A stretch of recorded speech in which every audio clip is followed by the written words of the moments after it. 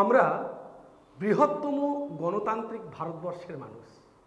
এই বৃহৎ গণতান্ত্রিক ভারতবর্ষে মূলত বৈচিত্র্যের মধ্যে একটা ঐক্য লক্ষ্য করতে পারা যায়, যার শ্রেষ্ঠ নিদর্শন হচ্ছে আমাদের ভারতবর্ষের সংবিধান, যেখানে প্রতিটা মানুষ, প্রত্যেকটি মানুষকে সমান অধিকার থেকে শুরু করে প্রত্যেকটি মানুষের স্বাধীনতাকে, ন্যায় বোধ, প্রতিটা বিষয়কে সুনিশ্চিত করা হয়েছে। আজকের আমার আলোচনার বিষয় ভারতীয় সংবিধানে তপশিলি জাতি ও উপজাতিদের জন্য বিশেষ ব্যবস্থা।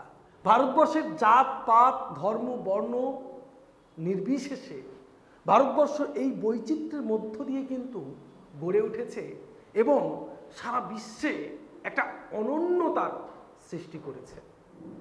আজকের আমি আলোচনা করব এই তপশিলি জাতি এবং উপজাতিদের জন্য সংবিধানে কিছু বিশেষ ব্যবস্থা যেগুলো করেছে তার গুরুত্বপূর্ণ কেবলমাত্র বিষয়গুলি নিয়ে আলোচনা করব।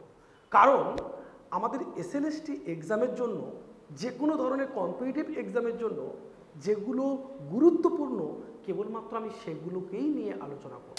তপশিলি জাতি এবং উপজাতিদের কথা কোথায় বলা আছে সংবিধানে, তাদের বিশেষ ব্যবস্থা সম্পর্কে, তাদের সংবিধানের যে বিশেষ ব্যবস্থা দেওয়া রয়েছে, মূলত তোমরা লক্ষ্য করো ভারতের সংবিধানের ষোড়শ অংশে অর্থাৎ 16তম অংশে 330 এবং থেকে 342 ধারায় তিনটি অনগ্রসর সম্প্রদায়ের স্বার্থ রক্ষার কথা বলা হয়েছে বা তাদের সম্পর্কে বিশেষ ব্যবস্থা গ্রহণের কথা বলা হয়েছে। তাহলে কোন কোন ধারার মধ্যে? বিশেষ করে 16 নম্বর পার্টে মূলত 330 থেকে 342 নম্বর ধারায় কিন্তু অনগ্রসর যে জাতি এবং উপজাতি রয়েছে তাদের কথা বলা আছে। কোন কোনগুলোকে আমরা অনগ্রসর জাতি এবং উপজাতি বলছি? তিনটি সম্প্রদায় কি কি? একটা হচ্ছে তপশিলি জাতি, যেটাকে বলা হয় শিডিউল কাস্ট, যাদেরকে সহজ কথায় বলা হয় এসসি, এবং তপশিলি উপজাতি বা মূলত বলা হয় শিডিউল ট্রাইব, যারা মূলত এসটি, এবং অন্যান্য অনগ্রসর শ্রেণী বা আদার ব্যাকওয়ার্ড ক্লাস যেমন ওবিসি। তোমাদের আরেকটা খুব গুরুত্বপূর্ণ কথা এখানে তুলে ধরা হয়েছে, বলছে 2018 সালে 102তম যে সংবিধান সংশোধনী হয়, এই সংবিধান সংশোধনীতে বলা হচ্ছে যে 342-এর এ নম্বর ধারা অনুযায়ী, 342-এর কোন নম্বর ধারা? এ নম্বর ধারা অনুযায়ী সেখানে বলছে যে কোনো রাজ্য বা কেন্দ্রশাসিত অঞ্চলে তফসিলি জাতি উপজাতি অথবা ওবিসি তালিকায় সংযোজন বা বিয়োজন শুধুমাত্র রাষ্ট্রপতির বিজ্ঞপ্তি দ্বারা করা যাবে না। সেখানে সংযোজন হতে পারে, বিয়োজন হতে পারে, সেখানে কিন্তু শুধুমাত্র রাষ্ট্রপতির নির্দেশ বা রাষ্ট্রপতির বিজ্ঞপ্তির দ্বারা করা যাবে না। এক্ষেত্রে কি করতে হবে? পার্লামেন্টের সম্মতি অবশ্যই নিতে হবে। এটাকে কিন্তু আমাদেরকে মনে রাখতে হবে। আচ্ছা, তফসিলি জাতি বা তফসিলি উপজাতি বলতে মূলত কি বোঝায়, কাদেরকে বোঝায়, বা তাদের কোনো কি সংজ্ঞা রয়েছে? না, সংবিধানে সেরকম করে কিন্তু স্পষ্ট করে তেমন করে কিছু বলা নেই। সংবিধান অনুসারে তফসিলি জাতি বলতে কি বোঝানো হচ্ছে? সেই সমস্ত জাতিকে বা বর্ণকে বা উপজাতি অথবা গোষ্ঠীকে বোঝানো হচ্ছে যাদের ভারতের রাষ্ট্রপতি সরকারি বিজ্ঞপ্তির মাধ্যমে তফসিলি জাতি হিসাবে ঘোষণা করেন। যে সমস্ত জাতিদের, যে সমস্ত বর্ণদের, তাদেরকে রাষ্ট্রপতি ঘোষণা করেন। একই পদ্ধতিতে ভারতের তফসিলি উপজাতিদেরও কিন্তু নথিবদ্ধ করা হয়। বিভিন্ন ক্ষেত্রে, সে পশ্চিমবঙ্গে হতে পারে, বিভিন্ন রাজ্যে হতে পারে, তফসিলি জাতি উপজাতি বিভিন্ন ধর্ম, তফসিলি জাতি এবং উপজাতি মূলত বিভিন্ন বর্ণের উপরে নির্ভর করে উপজাতি বা বিভিন্ন গোষ্ঠীকে কিন্তু সেটা রাষ্ট্রপতি তার বিজ্ঞপ্তির মধ্য দিয়ে জানিয়ে থাকে। এবারে আমরা দেখব যে বিশেষ ব্যবস্থা, তপশিলি জাতি এবং উপজাতিদের জন্য কি কি বিশেষ ব্যবস্থা রয়েছে। আমরা আইনসভায় সংরক্ষণ দেখতে পাই। তোমাদের জন্য প্রশ্ন থাকবে, আমাদের ভারতের আইনসভা অর্থাৎ লোকসভার কথা আমি যদি বলি, লোকসভাতে তফসিলি জাতি এবং উপজাতির জন্য কটা সিট বা কটা আসন রয়েছে? এটা তোমাদের জন্য প্রশ্ন, কমেন্ট করে জানাবে। আইনসভায় বিশেষ প্রতিনিধিত্ব লক্ষ্য করতে পারা যায়। সরকারি চাকরির পদে বিভিন্ন সংরক্ষণ, তোমরা যে অনেক সময় বলে থাকো যে এসসি এসটিদের যে সংরক্ষণ যে ব্যবস্থা, সেই সংরক্ষণ ব্যবস্থার কথা এখানে বলা হচ্ছে। শিক্ষার ক্ষেত্রে, চাকরির ক্ষেত্রে, শিক্ষা বিষয়ক অনুদানের ক্ষেত্রে, জাতীয় কমিশন গঠনের ক্ষেত্রে এবং তদন্তের জন্য জাতীয় কমিশন গঠনের ক্ষেত্রে, এই সমস্ত ক্ষেত্রে কিন্তু বিশেষ বিশেষ তাদের সুবিধা দেওয়া হয়েছে সংবিধান। এবার আমরা দেখব ভারতের যে সংখ্যা লঘু যে সমস্ত সম্প্রদায় রয়েছে তাদের জন্য মূলত কি কি কথা বলা আছে কোন সংবিধানের কোন ধারাতে। প্রথমে 29 নম্বর যে ধারাটি রয়েছে সেখানে কি বলেছে, সংখ্যালঘু সম্প্রদায়ের নাগরিকদের স্বার্থ সংরক্ষণ করতে হবে। দ্বিতীয়ত 30 নম্বর ধারাতে কি বলা হয়েছে, সংখ্যালঘু সম্প্রদায়ভুক্ত নাগরিকদের নিজেদের পছন্দ মতো শিক্ষা প্রতিষ্ঠান স্থাপন এবং পরিচালনা করার অধিকার রয়েছে। তাই তো, তাই দেখতে পাওয়া যায় হিন্দুরা বিভিন্ন সময় কিন্তু মিশনগুলো তৈরি করে, আবার আমাদের যারা মুসলিম কমিউনিটি তারাও মূলত মাদ্রাসা তৈরি করে এবং তারা কিন্তু পরিচালনা করে, শিক্ষা প্রতিষ্ঠান স্থাপন এবং পরিচালনার কথা বলছে। 350-এর বি নম্বর ধারা কি বলছে, খুব গুরুত্বপূর্ণ একটা কথা বলছে, প্রত্যেক ভারতীয় নাগরিকের প্রচলিত যে কোনো একটি ভাষায় কেন্দ্রীয় অথবা রাজ্য সরকারের কাছে নিজেদের অভিযোগ এবং তার প্রতিকারের জন্য আবেদন করার অধিকার রয়েছে। তারপরের যে 338 নম্বর ধারা সেখানে কি বলছে, 338 নম্বর ধারাতে বলছে এগুলো কিন্তু তোমাদের জন্য এসএলএসটির পরীক্ষার জন্য খুব গুরুত্বপূর্ণ বলেই, যে কোনো কম্পিটিটিভ এক্সামের জন্য গুরুত্বপূর্ণ বলেই কিন্তু আমি এই বিষয়গুলোকে নিয়ে আলোচনা করছি। মূলত ভারতবর্ষের রাষ্ট্রপতি কর্তৃক ভাষাগত সংখ্যালঘুদের স্বার্থ রক্ষার জন্য একজন বিশেষ আধিকারিক নিয়োগ, যারা ভাষাগতভাবে সংখ্যা লঘিষ্ঠ তাদের জন্য একটা আধিকারিক নিয়োগ করা, তার জন্য সংবিধানে বিধান রয়েছে 338 নম্বর ধারাতে।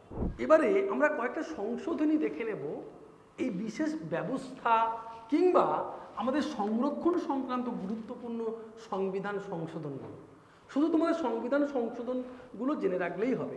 কোন কোন সংবিধান, 76তম, 77তম, 81তম, 104তম, খুবই গুরুত্বপূর্ণ এই সংবিধান সংশোধনগুলো। 76তম সংবিধান সংশোধন কি বলা হয়, 1994 সালে তামিলনাড়ু সংরক্ষণ আইন বলে সংরক্ষিত পদ সর্বোচ্চ 50% থেকে 69% করা হয়। এর ফলে সংবিধানের সংরক্ষণ আইনকে নবম তফসিলের অন্তর্ভুক্ত করা হয়, এটা তোমাদের মনে রাখতে হবে। 77তম সংবিধান সংশোধনীতে কি বলা হয়, 1995 সালে সংবিধানের 16 নম্বর ধারায় একটি নতুন উপধারা সংযোজিত করা হয়, যার মাধ্যমে রাজ্য সরকারের চাকরিতে তপশিলি জাতি এবং উপজাতির জন্য পদোন্নতি সাধনের ক্ষেত্রে আসন সংরক্ষণ করা হবে। শুধু সরকারি ক্ষেত্রে চাকরি নয়, সরকারি ক্ষেত্রে যে পদোন্নতি সেখানেও তাদের সংরক্ষণ ব্যবস্থা রাখার কথা মূলত বলা হচ্ছে কততম সংবিধান সংশোধনে, 77তম সংবিধান সংশোধনে।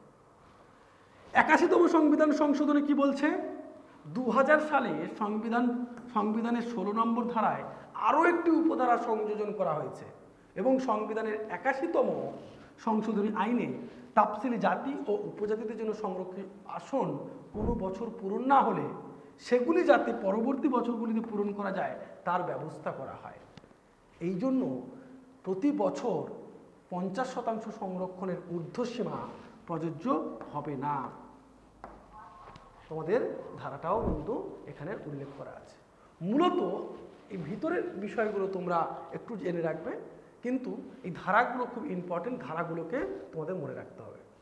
আরেকটা ধারা কি বলছে, 104তম ধারায় কি বলা হয়েছে তোমরা জানো, সাম্প্রতিককালে তোমাদের এই 104তম ধারাটা হয়েছে।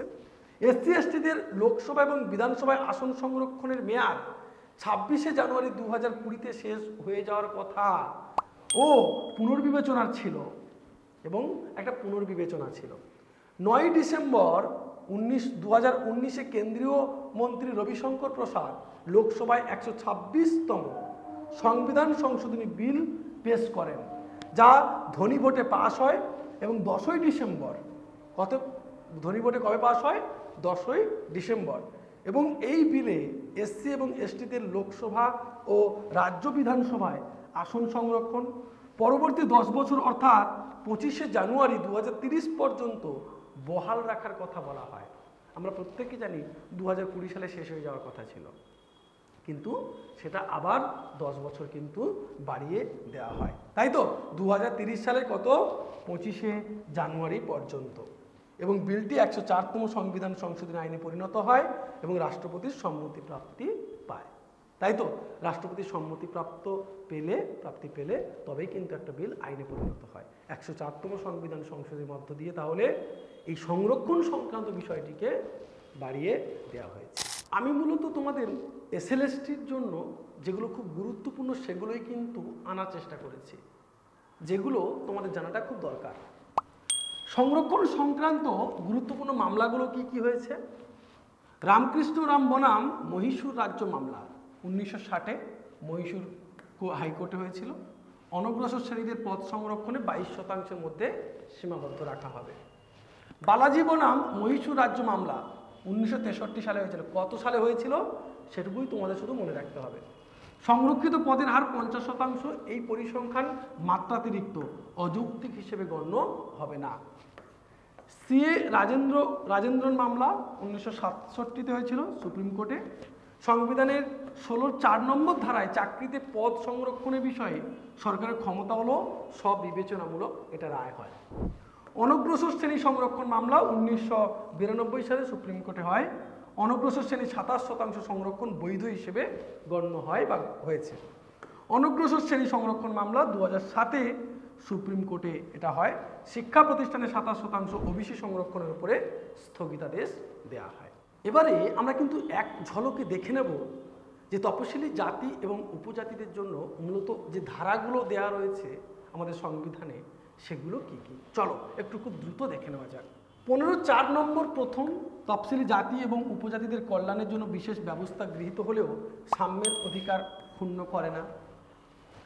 15-6 আর্থিকভাবে অনগ্রসর শ্রেণীর জন্য কেন্দ্র সরকারি এবং বেসরকারি শিক্ষা প্রতিষ্ঠানে 10% আসন সংরক্ষণ করবেন। 16-6 আর্থিকভাবে অনগ্রসর শ্রেণীর জন্য কেন্দ্র সরকারি চাকরিতে 10% আসন সংরক্ষণ করবে। 46 রাষ্ট্র তপশিলি জাতি, উপজাতি এবং অন্যান্য অনুন্নত শ্রেণীর শিক্ষাগত এবং আর্থিক উন্নতির জন্য সর্বপ্রকার শোষণের হাত থেকে তাদের রক্ষা করার ব্যবস্থা গ্রহণ করতে পারে। কোন কোন ধারাগুলো রয়েছে ভারতীয় সংবিধানে সেগুলোই তুলে ধরছে। 275 জড়িত কেন্দ্রীয় সরকার তফসিলি উপজাতির উন্নয়নের স্বার্থে রাজ্য সরকারগুলিকে যে কোনো পরিকল্পনা রূপায়ণের জন্য নির্দেশ দিতে পারে। 330 লোকসভা তফসিল জাতি এবং উপজাতিদের জন্য আসন সংরক্ষিত থাকবে। সব থেকে গুরুত্বপূর্ণ একটা পয়েন্ট, এটা মনে রাখবে, লোকসভায় তফসিলি জাতি এবং উপজাতিদের জন্য আসন সংরক্ষিত থাকবে 330 নম্বর ধারা অনুযায়ী।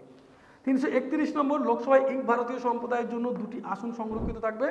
এখন যেহেতু কিন্তু এখন সেটা অকার্যকর হয়েছে, তোমাদের জন্য প্রশ্ন থাকবে কত সালে এটা অকার্যকর করা হয় যে 2জন ইং ভারতীয় থাকবে। তারপরে দেখো 332 নম্বর ধারায় কি বলছে, অঙ্গরাজ্য বিধানসভায় তফসিলি জাতি এবং উপজাতিদের জন্য আসন সংরক্ষিত থাকবে। 333 নম্বর ধারায় বলছে অঙ্গরাজ্য বিধানসভায় ইং ভারতীয় সম্প্রদায়ের জন্য একটি আসন সংরক্ষিত থাকবে। সেটা যদিও এখন ইং ভারতীয় নিয়ে হয়েছে, রায় হয়েছে, তোমরা জানো।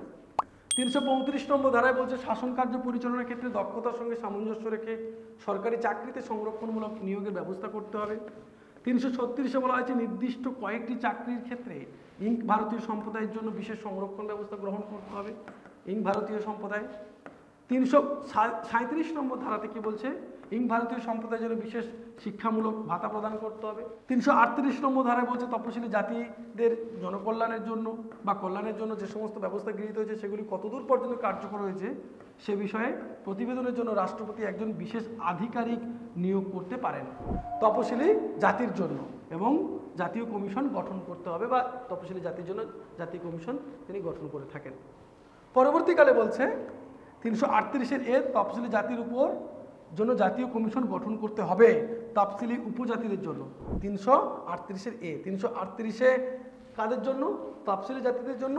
338-এ কাদের জন্য, তফসিলি উপজাতিদের জন্য জাতীয় কমিশন গঠন করতে হবে। একেবারে শেষ মুহূর্তে এই কয়েকটি ধারা রয়েছে যেগুলো খুবই ইম্পর্টেন্ট তোমাদের কাছে, এগুলো কিন্তু তোমাদেরকে মনে রাখতে হবে। কি রয়েছে, 338-এর বি অন্যান্য অনগ্রসর শ্রেণীর জন্য জাতীয় কমিশন গঠন করতে হবে। 339-এ তপশিলি এলাকায় প্রশাসনিক ক্ষেত্রে তপশিলি উপজাতিদের কল্যাণের ক্ষেত্রে কেন্দ্রের নিয়ন্ত্রণ বলবৎ থাকবে। 339 রাষ্ট্রপতি সংবিধান কার্যকর হওয়ার 10 বছর পরে তপশিলি এলাকার প্রশাসন এবং অঙ্গরাজ্যের তপশিলি উপজাতিদের কল্যাণ সম্পর্কে রিপোর্ট পেশ করার জন্য কমিশন নিযুক্ত করতে পারে। আর 340 বলছে অনুন্নত সম্প্রদায়ের অবস্থা পর্যালোচনার জন্য বিশেষ আধিকারিক এবং কমিশন নিযুক্ত করা হবে।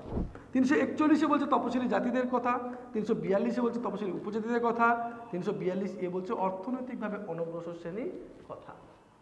এগুলো কিন্তু মূলত পিছিয়ে পড়া শ্রেণীদের নিয়ে এই ধারাগুলো মূলত রয়েছে। এগুলোকে তোমাদের জানতে হবে কোন ধারায় কী বলা হয়েছে। মূলত তোমাদের এক্সাম ওরিয়েন্টেড এক্সামের জন্য খুব গুরুত্বপূর্ণ। ভিডিওটি শেষ অবধি দেখার জন্য অনেক অনেক ধন্যবাদ। আশা করব পরের ভিডিওতে আবার সকলের সঙ্গে দেখা হবে।